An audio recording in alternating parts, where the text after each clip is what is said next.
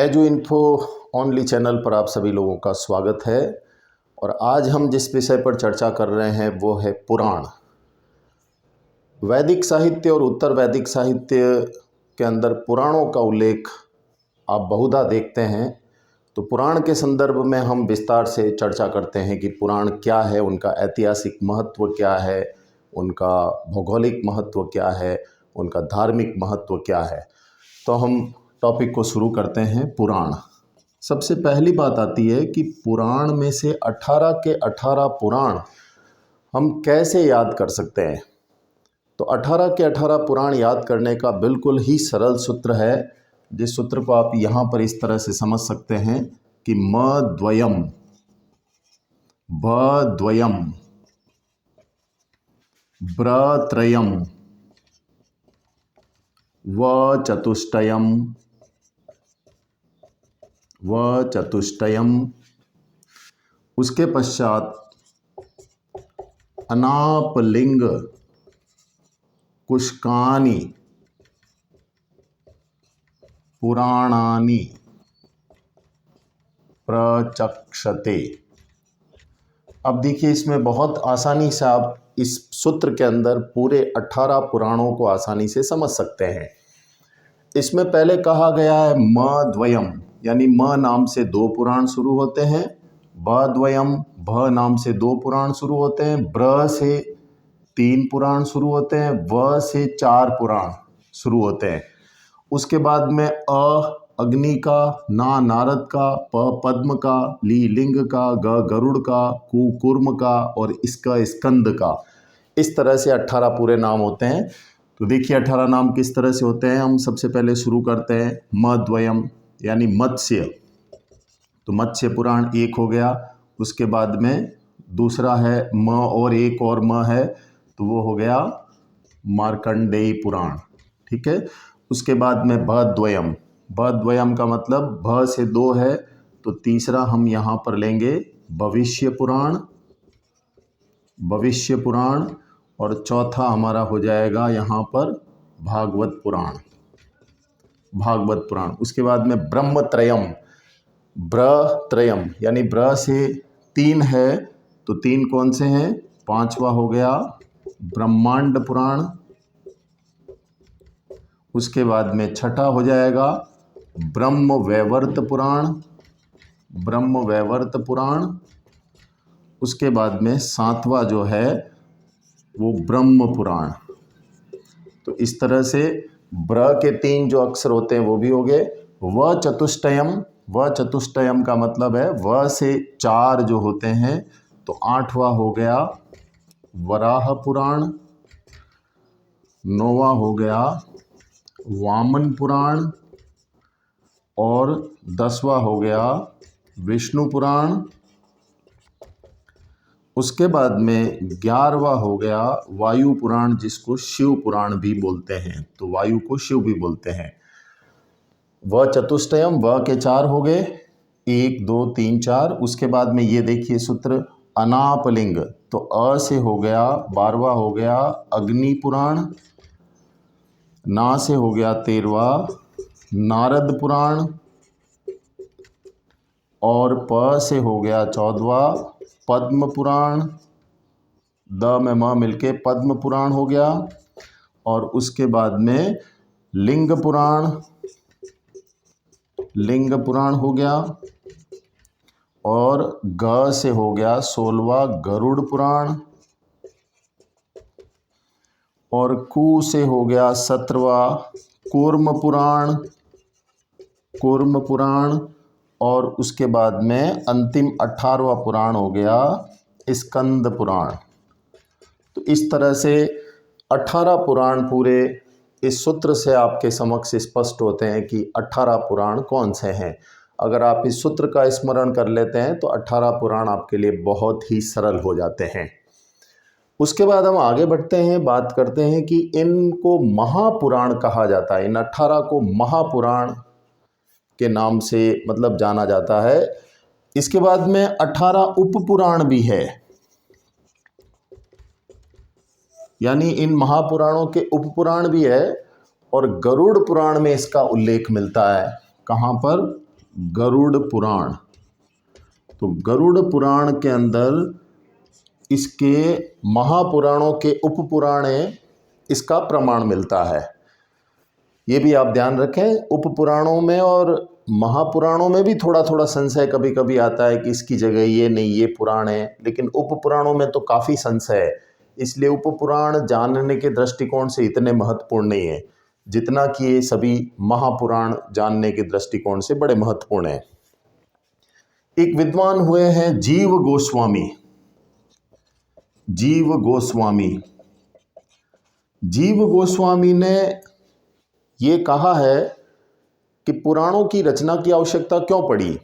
पुराणों की रचना की आवश्यकता इसलिए पड़ी कि वेदों का जो ज्ञान है, सबसे पहली बात तो वो बहुत विस्तृत था। दूसरी बात, उसके अंदर दुरूहता थी, मतलब बहुत कठिनाई से जानने योग्य था। वेदों की जो भाषा थी वो बहुत कठिन थी, और एक बात और कि वो बहुत विस्तृत था। और तीसरी बात इसमें ये कि मुनियों में ही आपस में परस्पर मतभेद था। वैदिक मंत्रों की और ऋचाओं की विवेचना करने के मामले में मुनियों में ही आपस में द्वंद्व था, आपस में परस्पर क्लेश था। तो इस कारण से जीव गोस्वामी का ये मानना है कि इसी कारण से पुराणों की रचना हुई। तो पुराण अपेक्षाकृत आख्यानमय शैली में, कथानक शैली में, कहानी के रूप में बहुत ही सरल भाषा में वैदिक ज्ञान को ही लौकिक जनों के लिए, आम जनों के लिए बहुत व्यावहारिक तरीके से उसको समझाने के लिए वेदों का सरल रूप, जो वेदों के बाद में, वेदों के कालांतर, वेदों के बाद में सरल रूप में इसको पुराणों को रचा गया।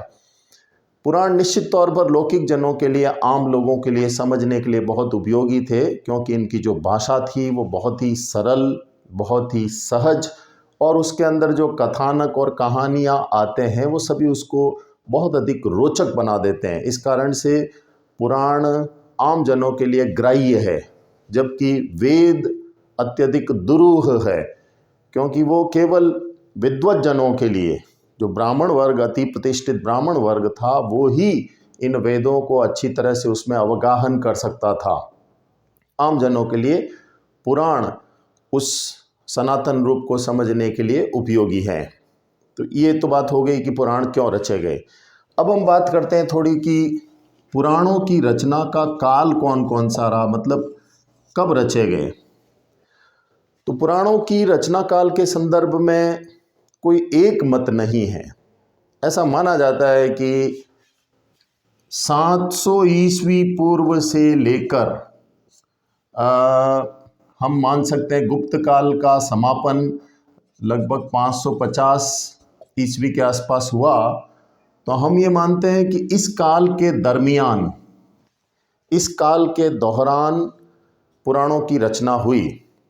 यानी ये तय है कि वेदों की रचना के पश्चात पुराणों की रचना हुई, और ये भी कहा जाता है कि ऋषि वेदव्यास ने इनको रचा, और ये भी कहा जाता है कि पुराणों को रचने में किसी एक ऋषि का योगदान नहीं है, काल समय के अंतराल में, क्योंकि हर एक पुराण में हजारों श्लोक हैं, तो उन हजारों श्लोकों का रचयिता एक ऋषि नहीं हो सकता।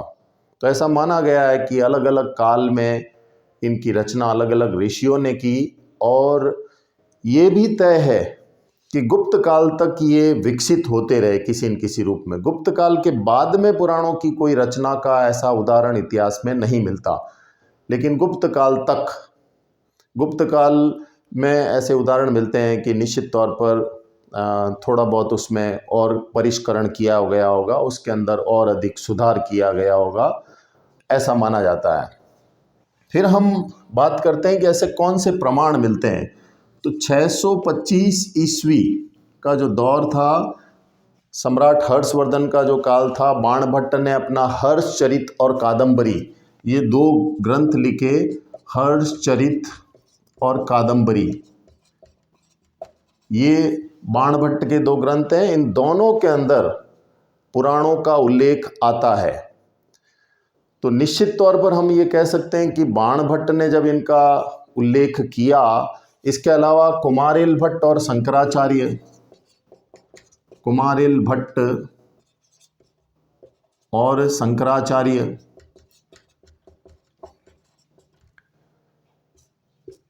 इनके वर्णन में भी पुराणों का उल्लेख आता है, तो इससे भी स्पष्ट होता है। इसके अलावा मौर्य वंश का उल्लेख विष्णु पुराण में होता है ना। इसके अलावा मत्स्य पुराण में आंध्र यानी आंध्र के राजा जो दक्षिण भारत से थोड़ा ऊपर जो आंध्र वृत्य रहे, मत्स्य पुराण में ये भी ईस्वी सन 200 के आसपास ये राजा रहे हैं। तो मत्स्य पुराण में इनका उल्लेख आना, इसका मतलब पुराण निश्चित तौर पर इससे पहले रचे गए होंगे। और इसके अलावा गुप्त काल का संबंध वायु पुराण से है, तो वायु पुराण का संबंध गुप्त काल से, यानी गुप्त काल का उल्लेख जो है वो वायु पुराण के अंदर आता है। तो मौर्य वंश का विष्णु पुराण से, मत्स्य पुराण का आंध्र वृत्तियों से, वायु पुराण का गुप्त काल से, इन सब से स्पष्ट होता है कि इन कालों से पहले ये रच दिए गए थे पुराण। और कौटिल्य के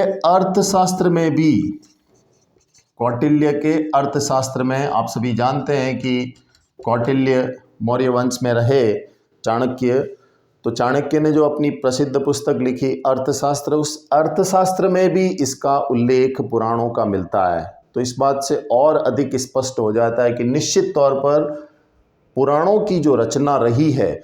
और इसके अलावा महाभारत में भी, तो महाभारत माना जाता है कि लगभग ईस्वी पूर्व 200 के आसपास या इसके थोड़ा आगे पीछे महाभारत भी रच दिया गया था।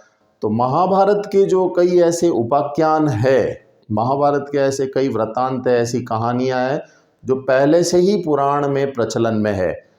तो निश्चित तौर पर हम ये मान सकते हैं कि ईस्वी पूर्व से पहले, अब वो दौर कौन सा रहा जब पुराण रचे गए, इसके बारे में अनेक मतांतर है।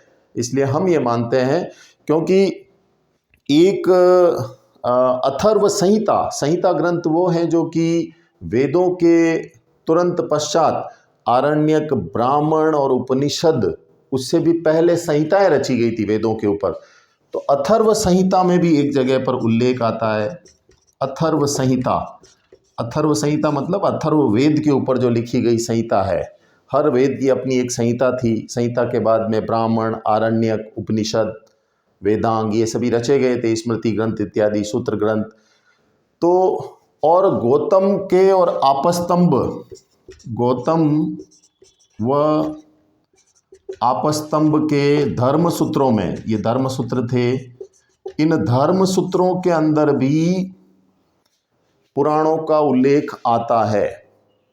तो इस बात से स्पष्ट हो जाता है कि सूत्र ग्रंथों से पहले, संहिता ग्रंथों से पहले, अर्थशास्त्र कौटिल्य का जो ईस्वी पूर्व रचा गया था उससे भी पहले, और निश्चित तौर पर हम ये मान सकते हैं कि गुप्त काल के बाद में इसमें कोई कालांतर में एडिशन नहीं हुआ। मतलब गुप्त काल के पश्चात इसमें कोई और एडिशन नहीं हुआ, यानी गुप्त काल को एक अंतिम सीमा मान सकते हैं जब तक पुराणों का एक विकास हुआ था, विकास प्रक्रिया पुराणों की हुई थी, ये हम निश्चित तौर पर मान सकते हैं। उसके बाद हम आगे बढ़ते हैं कि पुराणों का महत्व क्या है, पुराण किस दृष्टिकोण से हमारे लिए उपयोगी है। तो पुराणों के महत्व को देखने के लिए हम 3 प्रकार से देख सकते हैं। एक, इसका ऐतिहासिक महत्व, दूसरा इसका भौगोलिक महत्व, और तीसरा इसका धार्मिक महत्व। चौथा, इसको आप एक तरह से ज्ञान कोश कह सकते हैं। तो 4 दृष्टिकोण से बड़ा महत्वपूर्ण है। सबसे पहले तो कि इसका ऐतिहासिक महत्व इसलिए कहते हैं कि बहुत सारे ऐतिहासिक तथ्यों का, आप देखिए अशोकवर्धन से पहले आपको शिलालेख, ताम्रलेख का कोई उल्लेख नहीं मिलता है, यानी इससे पहले का कोई उल्लेख अगर हमें करना है, जानना है, समझना है, तो हमें पुराणों का सहारा लेना पड़ेगा। महाजनपद काल से भी जो पहले का काल रहा या उसके समकालीन जो रहा, जैसे माँ पद्मनंद, इसकी भी जानकारी हमें पुराणों से मिलती है। तो राजाओं की वंशावली, राजा के बारे में और उनके राज्य क्षेत्र के बारे में ऐसी जानकारियाँ भी हमें, यानी ऐतिहासिक जानकारियाँ हमें इसमें मिलती है। तो क्या जानकारियाँ मिलती है? 5 भागों में इसको बांटा गया है। सर्ग, और दूसरा कहलाता है प्रतिसर्ग। सर्ग प्रतिसर्ग का मतलब सृष्टि की रचना जो हुई उसके संबंध में कई ऐसी कहानियाँ, कथानक इसके अंदर मिलते हैं, तो सर्ग प्रतिसर्ग। इसके अलावा तीसरा है वंश, और चौथा है मनवंतर, और पांचवा है वंशानुक्रम या वंशानुक्रम चरित भी बोल सकते हैं इसको, वंशानुक्रम चरित। ये 5 चीज़ों का, यानी पुराणों की अगर 5 विशेषताएं हम कहें ऐतिहासिक, तो ये है सर्ग और प्रतिसर्ग। सर्ग का मतलब सृष्टि की रचना, सर्ग का मतलब सृष्टि बनाना। प्रतिसर्ग का मतलब इससे उल्टा, सृष्टि में प्रलय, सृष्टि का श्रृंगार। इसलिए आप जानते हैं शिव को इसी रूप में जाना जाता है, ब्रह्मा को सृष्टि के रचयिता के रूप में जाना जाता है। तो सर्ग प्रतिसर्ग की कई कहानियाँ, जिसमें जैसे वराह की कहानी आती है, वराह ने अपने मुख के ऊपर धरती को धारण किया, तो इस प्रकार की कहानियाँ इसमें आती है अनेकानेक। तो रचना की और विध्वंस की दोनों कहानियाँ इसमें आती है। कई वंशावलियाँ इसके अंदर आती है, कई ऐसे राजा, हमें उनकी जानकारी इसी से मिलती है।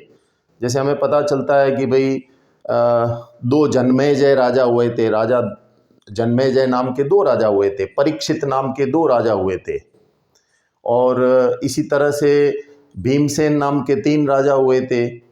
ऐसे और भी कई जगह पर उल्लेख आता है कि राजा जब उस वक्त जब ताम्रलेख नहीं लिखे जाते थे, शिलालेख नहीं लिखे जाते थे, प्रशस्तियाँ भी नहीं लिखी जाती थी, ऐसे दौर के अंदर राजाओं के वंश को जानने का जो महत्व है वो निश्चित तौर से पुराणों से प्रकट होता है।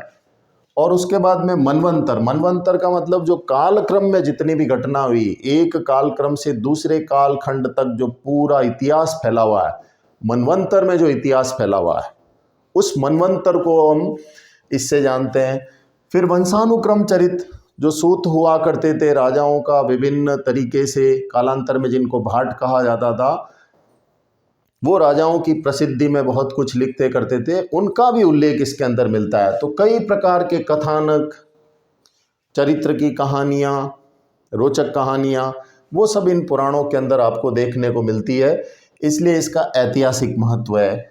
उसके बाद में हम भौगोलिक महत्व की बात करते हैं, तो तत्कालीन भूगोल को भी, जो ईस्वी सन पहले से लेकर ईस्वी सन में भी और गुप्त काल तक, भूगोल के बारे में भी हमें बहुत सारी जानकारी मिलती है, जिसमें हम देखते हैं कि भारत को जम्बू द्वीप कहा जाता था, है ना, भारत को जम्बू द्वीप कहा जाता था। इसके अलावा ऐसा भी पुराणों के अंदर उल्लेख मिलता है कि पृथ्वी को, यानी वसुमती को या वसुधा को द्वीपमयी कहा गया है।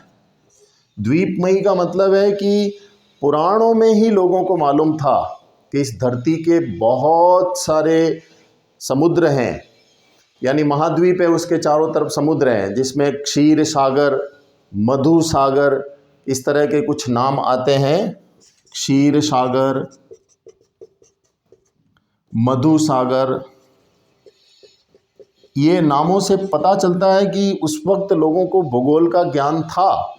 क्षीर सागर के बारे में ऐसा कहा जाता है कि जो वर्तमान में जो कैस्पियन सागर है यूरोप में, उसी को पुराण के लोगों को ज्ञान था, जिन्होंने लिखा, ऋषियों ने।